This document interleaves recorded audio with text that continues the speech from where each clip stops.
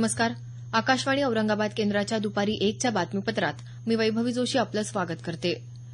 महाशिवरात्र आज सर्वत्र भक्तिभावानं साजरी होत आहे.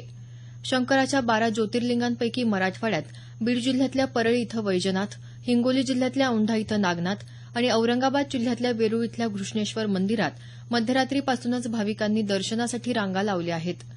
परराज्यातूनही मोठ्या संख्येनं भाविक दाखल झाले असून मंदिर व्यवस्थापनाच्या वतीनं भाविकांसाठी पेयजल, प्रसादाची व्यवस्था तसंच सुरक्षेच्या दृष्टीनंही चोख बंदोबस्त लावण्यात आला आहे.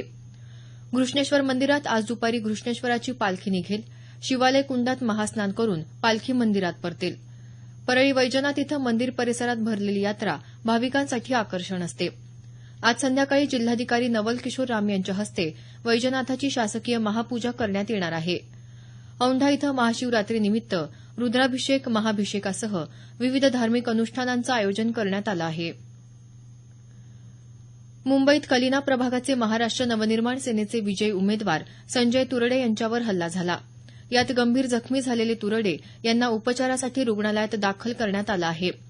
या हल्ल्यात मनसेचे 10 ते 12 कार्यकर्तेही जखमी झाले असून हा हल्ला भाजपचे पराभूत उमेदवार सुधीर खातू आणि त्यांच्या कार्यकर्त्यांनी केल्याचं सांगितलं जात असल्याचं आमच्या वार्ताहरानं कळवलं आहे. अहमदनगर जिल्ह्यातल्या पांगरमल दारूकांडा प्रकरणी जेऊर पंचायत समिती गणाच्या उमेदवार मंगला आव्हाड यांच्यासह पती महादेव आव्हाड यांना स्थानिक गुन्हे शाखेनं अटक केली आहे. या दोघांना अहमदनगरच्या न्यायालयात हजर केले असता त्यांना 27 फेब्रुवारीपर्यंत पोलीस कोठडी सुनावण्यात आली आहे. शिवसेनेच्या मंगला आव्हाड आणि जिल्हा परिषद गटाच्या उमेदवार भाग्यश्री मोकाटे यांच्या प्रचाराच्या दरम्यान आयोजित कार्यक्रमात बनावट मद्यातून अनेकांना विषबाधा झाली होती. यात आतापर्यंत 9 जणांचा मृत्यू झाला.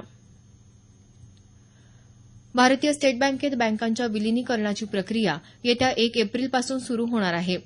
भारतीय स्टेट बँकेकडून ही माहिती देण्यात आली.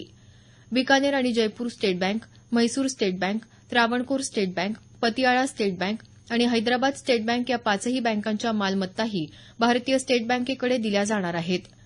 विलीनीकरणानंतर भारतीय स्टेट बँकेच्या 22,500 शाखा आणि 58,000 एटीएमसोबत बँकेची मालमत्ता 37 लाख कोटी रुपये इतकी होणार आहे.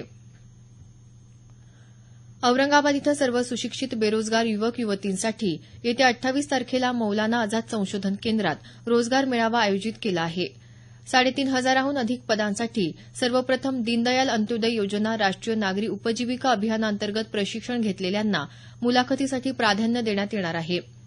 उमेदवारांनी मेळाव्यास येताना आपले शैक्षणिक कागदपत्र, ओळखपत्र, आधार कार्ड आणि बँक खाते संबंधित माहिती सोबत उपस्थित राहण्याचं आवाहन करण्यात आलं आहे.